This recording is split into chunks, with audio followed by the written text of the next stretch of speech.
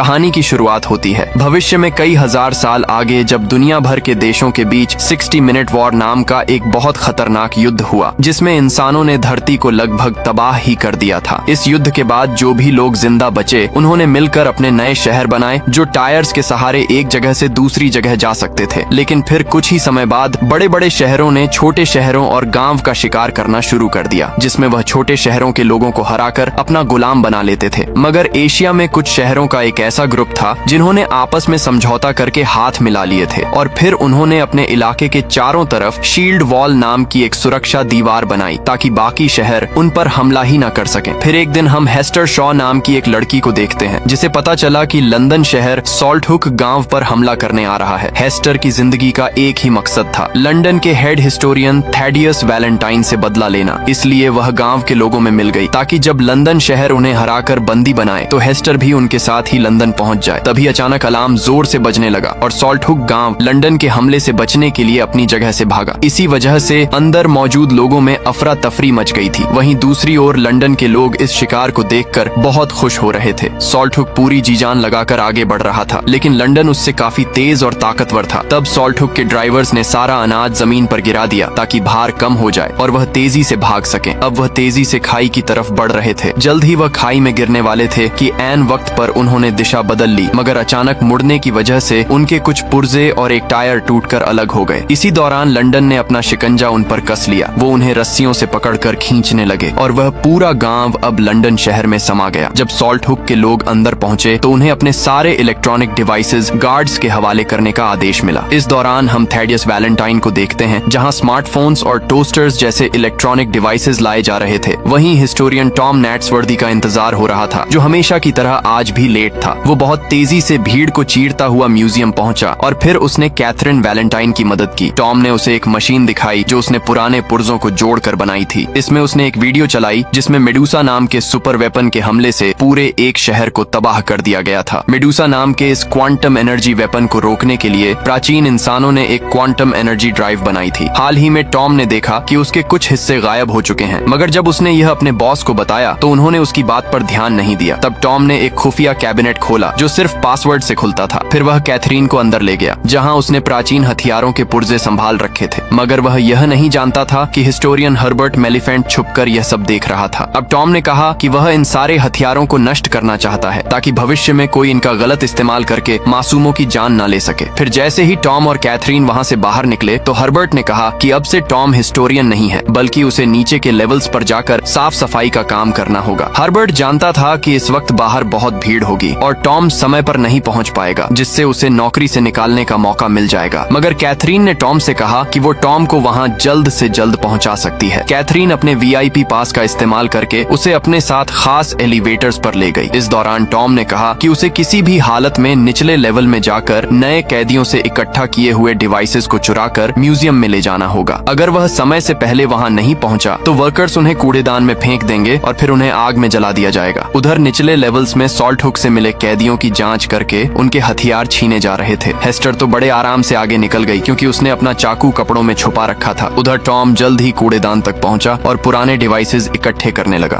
तभी वहां वैलेंटाइन से एक फ्यूजन एनर्जी सेल मिला था, जो कि वैलेंटाइन ने उसे बताया कि इंजीनियर्स ने म्यूजियम में मौजूद सभी सेल्स चुरा लिए हैं, तो वह उनसे निपट लेगा। तभी पास में सॉल्टहुक के एक आदमी ने गार्ड को धक्का दे दिया, जिससे वहां कैदियों और गार्ड्स के बीच में हाथापाई शुरू हो गई। तब वैलेंटाइन की नजर उस पर पड़ गई। हेस्टर ने एक बार फिर हमला करके उसका काम तमाम करने की कोशिश की, पर टॉम ने उसे पकड़कर उसका चाकू फेंक दिया। तब हेस्टर गुस्से में आकर उसे पीटने लगी और उसी पल अलार्म्स बज गए, यानी ऑफिसर्स वहां पहुंचने ही वाले थे। हेस्टर तुरंत वहां से भाग निकली तो टॉम ने उसका पीछा किया। वो एक टूटे पुल से कूदकर दूसरी ओर गई तो टॉम भी उसके पीछे कूद गया। अब वो दोनों सॉल्टहुक गांव में आ चुके थे, जिसे बड़ी बड़ी मशीनों की मदद से तोड़कर नष्ट किया जा रहा था। अब उन्हें बड़ी सावधानी से भारी भरकम मशीन से बचकर भागना था। साथ ही वहां एक के बाद एक बिल्डिंग्स नीचे गिर रही थी, तो उन्हें जल्द से जल्द अपनी जान बचाकर निकलना होगा। अब वो एक जगह से दूसरी जगह कूदकर भाग रहे थे, मगर अब पीछे से एक मशीन तेजी से सब कुछ जलाती हुई उनकी ओर बढ़ रही थी। उसी पल हेस्टर फटाफट एक दरवाजा खोलकर अंदर घुस गई और फिर दरवाजा बंद कर दिया। तब टॉम ने पूरा जोर लगाकर दरवाजा खोला और एक बार फिर से हेस्टर का पीछा करने लगा। इसी दौरान हेस्टर ने देखा कि सामने से वैलेंटाइन आ रहा है, तो वह उसी पल वापस मुड़ गई। अब वह पकड़े जाने से बचने के लिए कूड़ेदान के कुएं में कूद गई, लेकिन अचानक टॉम ने उसका हाथ हाथ पकड़कर उसे बचा लिया। तब हेस्टर ने टॉम को वैलेंटाइन से अपनी माँ के बारे में पूछने को कहा और फिर वह हाथ छुड़ाकर कुएं में कूद गई। कुछ ही पलों में टॉम को भी कुएं में धक्का दे दिया गया। जल्द ही कैथरीन और बाकी गार्ड्स भी वहां आ गए, पर टॉम और हेस्टर रेलिंग टूटने की वजह से नीचे गिर गए। पर उसी समय कैथरीन की नजर बीविस पॉड नाम के एक आदमी पर पड़ी जो पहले से वहां छुपा हुआ था। खैर, अब कूड़ेदान के कुएं से सारा कूड़ा शहर से बाहर गिरता था, तो जाहिर है कि टॉम और हेस्टर भी वहीं गिरे होंगे। इसलिए उन्हें ढूंढने के लिए एयरशिप भेजे गए, मगर वह अपने मिशन में नाकामयाब रहे। असल में हेस्टर शहरों के चलने से बने ट्रैक पर छिपी हुई थी और उसने टॉम को पत्तों के नीचे छुपा दिया था। जब एयरशिप वापस चले गए तो उसने टॉम की जेब से पैसे और चाकू चुरा लिया। उसी समय टॉम को होश आ गया और वह हेस्टर का पीछा करने लगा, तो हेस्टर ने गुस्से में आकर उसे चाकू से धमकाया, मगर टॉम फिर भी नहीं रुका और उसने कहा कि इस वक्त साथ मिलकर आगे बढ़ने में ही उनकी भलाई है। वहीं दूसरी ओर लंदन में मेयर मैग्नस क्रोम ने वैलेंटाइन को डांटा क्योंकि वह अपने मकसद को अंजाम नहीं दे पा रहा था। अब वैलेंटाइन के पास पुराने इलेक्ट्रिक डिवाइसेस की कमी थी, जिस वजह से उसका काम पूरा होने में कई हफ्ते और लगेंगे। तब वैलेंटाइन ने वह सेल दिया जो उसे सॉल्ट हुक के कैदियों से मिला था। फिर साइंटिस्ट ने उसे बताया कि समुद्र किनारे मौजूद एक जेल में एक ऐसा क्रीचर पकड़ा गया है जो आधा जॉम्बी और आधा रोबोट है। वो एक खतरनाक शिकारी है जो हमेशा हेस्टर का नाम चिल्लाता रहता है। अब वैलेंटाइन एयरशिप में बैठकर समुद्र की ओर निकल पड़ा, जहां समुद्र के ऊपर लटक रही एक जेल में श्राइक नाम का वह जानवर बंद था। असल में श्राइक को हेस्टर की तलाश इसलिए थी क्योंकि हेस्टर ने एक वादा तोड़ा था, जिस वजह से श्राइक उसे मारना चाहता था। वैलेंटाइन चाहता था कि श्राइक हेस्टर को ढूंढ निकाले, इसलिए उसने अपने एयरशिप से हमला करके जेल की जंजीरें तोड़ डाली ताकि जेल सीधा नीचे जा गिरे और श्राइक आजाद हो जाए। वहीं दूसरी ओर कैथरीन ने बीविस पॉड को ढूंढा और उससे पूछा कि आखिर हेस्टर और टॉम के साथ सच में क्या हुआ था। तब बीविस पॉड ने खुलासा किया कि वैलेंटाइन की योजना बहुत खतरनाक है। मेविस ने कहा कि सेंट पॉल्स कैथीड्रल में कोई एनर्जी प्रोजेक्ट नहीं चल रहा, बल्कि उसकी एड में किसी बड़ी साजिश की तैयारी चल रही है, लेकिन वो खुद सच तक नहीं पहुंच पाया क्योंकि गिल्ड के गार्ड्स उसे अंदर नहीं जाने देते थे। अब कैथरीन ने उसकी मदद करने का फैसला किया। उधर हेस्टर और टॉम आगे बढ़ रहे थे, तो हेस्टर ने उसे जिंदा रहने के लिए गंदा पानी पीना सिखाया। फिर उसने टॉम के साथ अपना खाना बांटा, मगर टॉम काफी घबरा गया क्योंकि ये खाना 1000 साल पुराना था। पर हेस्टर ने उसे समझाया कि पुरानी टेक्नोलॉजी से पैक किया गया खाना कभी खराब नहीं होता। फिर रात को जब हेस्टर सो रही थी तो उसने एक बुरा सपना देखा जिसमें वह एक खेत में तेजी से दौड़ रही थी और उसके चेहरे पर लगी गहरी चोट से खून बह रहा था। जब हेस्टर की आंख खुली तो उसने देखा कि टॉम अपने हाथ पैर हिलाकर उनकी तरफ आ रहे 2 चलती बस्तियों को बुला रहा था ताकि उन्हें पनाह मिल जाए। पर बदकिस्मती से वह हमलावर निकले जिन्होंने शिकंजे फेंककर उन दोनों को बंदी बनाने की कोशिश की। उसी पल अचानक टॉम ने हेस्टर को बचाने के लिए उसे धक्का दे दिया और फिर वह दोनों फुल स्पीड में भाग निकले। अब टॉम को ऊपर चढ़ने में परेशानी हो रही थी तो हेस्टर ने उसे ऊपर खींच लिया, पर जैसे ही टॉम ऊपर आया तो हेस्टर गायब हो चुकी थी। अब दोनों बस्तियां उन पर हमला करने ही वाली थीं कि वह पीछे खिसका और अचानक एक सुरंग में गिर गया। असल में हेस्टर और टॉम दोनों ही सुरंग में गिरकर स्कटलबट नाम के एक अंडरग्राउंड शहर में आ चुके थे। कुछ ही पलों में यह शहर भी चलने लगा। पहले तो ड्राइवर और उसकी पत्नी उनके साथ काफी अच्छे से पेश आए, पर जल्द ही उन्होंने हेस्टर और टॉम को एक सेल में कैद कर दिया। वहां बैठकर हेस्टर ने टॉम को बताया कि जब वह 8 साल की थी तो उसकी माँ पेंडोरा शॉ की मौत हो गई थी। उसकी माँ पेंडोरा शॉ एक आर्कियोलॉजिस्ट थी जो दुनिया भर में घूमकर इतिहास के बारे में और जानकारी ढूंढने की कोशिश करती थी। वैलेंटाइन उससे मिलने आया करता था, पर एक दिन उन्हें जमीन में से एक ऐसी चीज मिली जो बेहद खतरनाक थी। जब पेंडोरा शॉ को पता चला कि वैलेंटाइन उसे हासिल करना चाहता है तो पेंडोरा शॉ ने वह बक्सा छीन लिया और उन दोनों में लड़ाई शुरू हो गई। इस हाथापाई में मेडूसा सक्रिय हो गई जिससे पूरे घर में आग लग गई। तब पेंडोरा शॉ ने हेस्टर को एक नेकलेस दिया और हमेशा इसे अपने पास संभाल कर रखने को कहा, पर तभी अचानक वैलेंटाइन ने उस पर चाकू से हमला कर दिया। हेस्टर ने अपनी माँ को बचाने की कोशिश की, पर वैलेंटाइन ने उसके चेहरे पर वार कर दिया जिससे खून बहने लगा। तब हेस्टर अपनी जान बचाकर वहाँ से भाग निकली। कहानी सुनने के बाद टॉम ने हेस्टर से उसका चाकू मांगा और जमीन पर मौजूद एक पेंच निकालकर एक फटा खोल दिया। अब वह यहाँ से कूदकर अपनी जान बचा सकते थे, मगर हेस्टर की टांग में चोट लगी थी और वह इतनी नीचे नहीं कूद सकती थी, इसलिए उसने टॉम को अकेले कूद जाने को कहा, मगर टॉम ने उसे अकेला छोड़कर जाने से साफ मना कर दिया और वापस से वह फट्टा बंद कर दिया। इसके बाद वह ड्राइवर और उसकी पत्नी उन्हें एक और गांव में ले गए जहां वो उन्हें गुलाम के तौर पर बेचने वाले थे। जब बोली लगनी शुरू हुई तो एना फैंग नाम की मशहूर विद्रोही ने कहा कि वह हेस्टर को खरीदेगी, लेकिन बोली लगाने वाला आदमी जानता था कि एना फैंग के सर पर बहुत बड़ा इनाम है, इसलिए वह एना फैंग को कैद करना चाहता था। पर एना फैंग ने उसी वक्त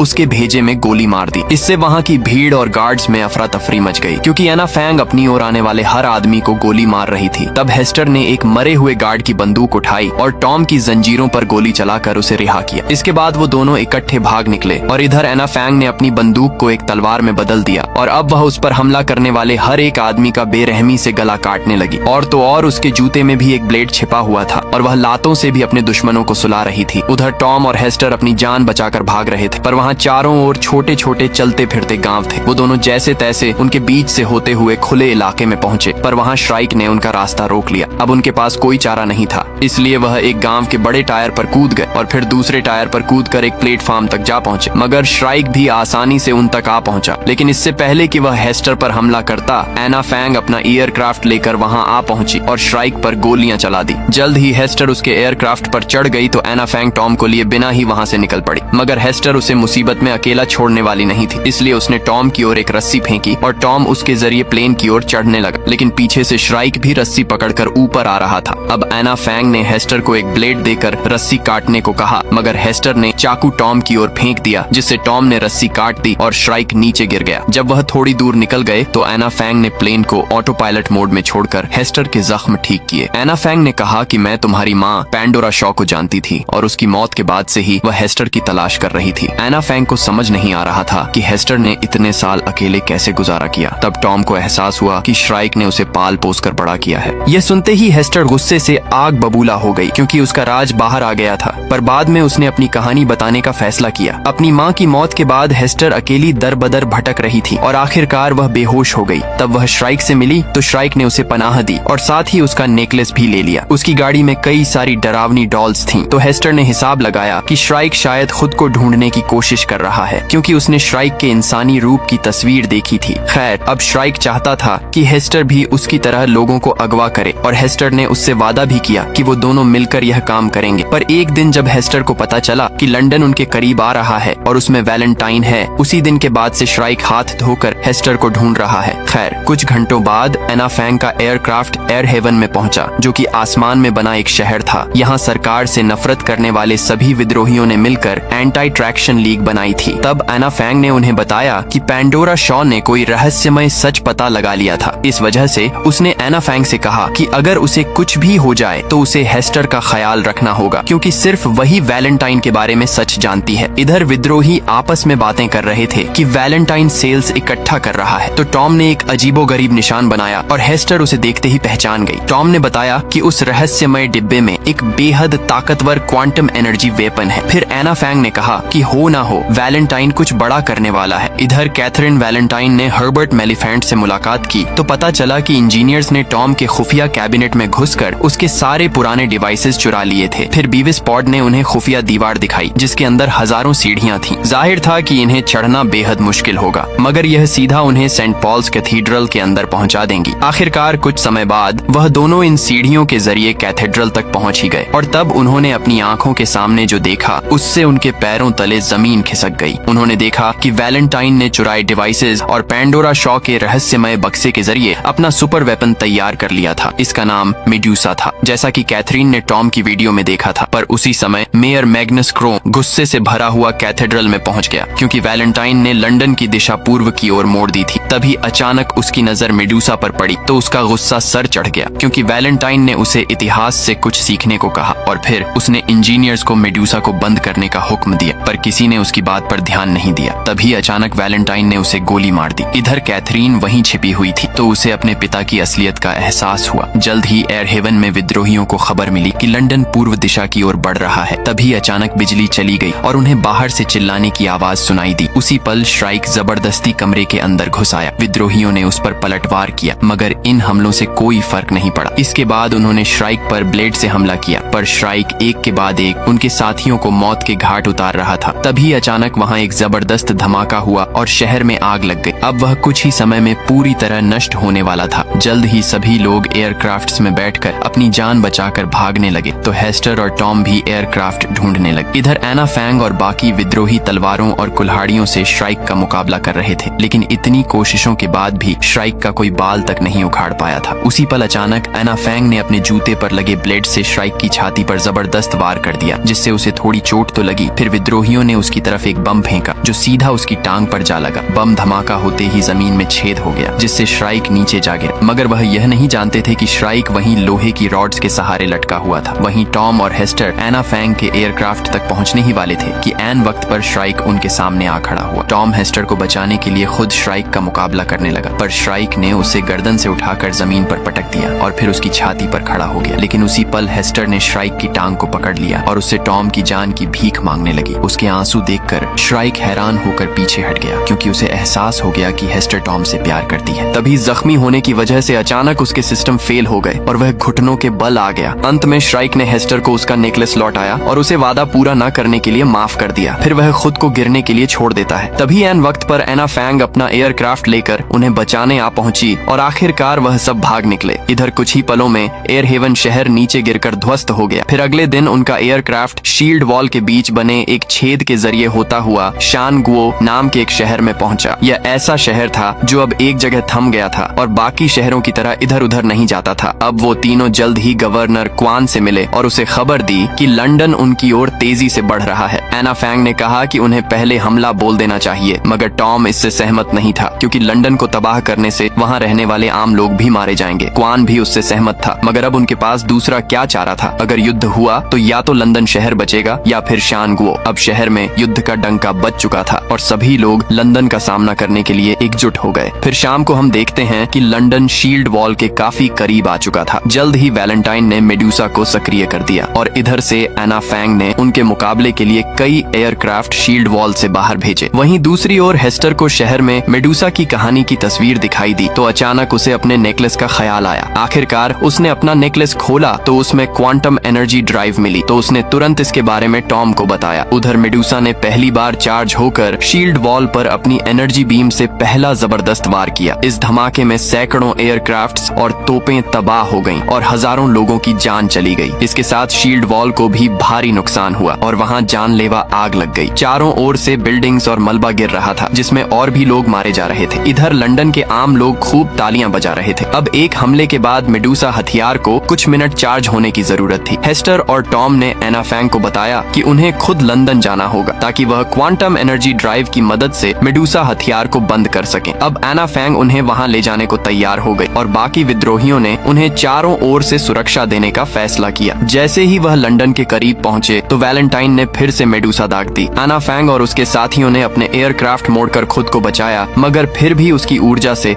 उन्हें काफी नुकसान हुआ। इसके बाद विद्रोहियों ने अपने एयरक्राफ्ट से दुश्मनों का ध्यान भटका और इधर एना फैंग चुपके से अंधेरे से होती हुई आगे बढ़ रही थी। अब लंदन ने उस पर धुआंधार गोलियां बरसाई तो विद्रोहियों ने भी वैसा ही किया, जिससे लंदन की कुछ बिल्डिंग्स गिर गईं और भीड़ में हंगामा हो गया। जल्द ही एक रोशनी ने एना फैंग को ढूंढ लिया तो एक विद्रोही उस रोशनी को खत्म करने के लिए आगे आया, मगर इससे पहले वह खुद जानलेवा हमले का शिकार हो गया। इसके बाद बाकी विद्रोहियों ने सभी हमलावरों का सामना किया ताकि एना फैंग सुरक्षित सेंट पॉल्स कैथीड्रल तक पहुंच सके, मगर इस तरह वह सभी लंदन की फौज की नजर में आ गए और जल्द ही लंदन की फौज ने उन पर धावा बोल दिया और अफसोस वह सभी अपनी जान गंवा बैठे। खैर एना फैंग ने जैसे तैसे हेस्टर को कैथेड्रल तक पहुंचाया और सभी गार्ड्स पर गोलियां चलाकर उन्हें मार डाला। फिर वह एयरक्राफ्ट की जिम्मेदारी टॉम को सौंपकर खुद कैथेड्रल की छत पर कूद गई। उधर वैलेंटाइन अगला वार करने वाला था कि एना फैंग ने अंदर जाते ही उस पर गोली चला दी, मगर एक गार्ड ने अपने सीने पर गोली खाकर वैलेंटाइन को बचा लिया। वैलेंटाइन ने उन्हें सावधान किया कि सिस्टम बहुत गर्म हो चुका है तो सभी इंजीनियर्स डरकर भाग निकले। उधर हेस्टर भी आसानी से अंदर घुस गई। इधर एना फैंग और वैलेंटाइन लड़ने लगे। पहले तो दोनों एक दूसरे को बराबर की टक्कर दे रहे थे, पर अचानक एना फैंग की नजर हेस्टर पर पड़ी जो कंप्यूटर में क्वांटम एनर्जी ड्राइव इंस्टॉल कर रही थी और एना फैंग ने वैलेंटाइन को दबोच लिया, मगर इसी मौके का फायदा उठाकर वैलेंटाइन ने उसे घातक वार कर दिया। लेकिन इतने में हेस्टर ने मेडुसा को बंद कर दिया था। एना फैंग ने अपने मिशन को सफल होते देख अपनी आखिरी सांसें ली। अब मेडुसा सेल्फ डिस्ट्रक्ट मोड में चली गई थी, जिस वजह से वैलेंटाइन कैथरीन के सामने खड़ा था और कैथरीन ने गुस्से में उसे गुनहगार बताया, लेकिन वैलेंटाइन का अंत तय था। उसी दौरान हम देखते हैं कि श्राइक कैथेड्रल में पहुंच गया और सभी ड्राइवर्स को मार डाला।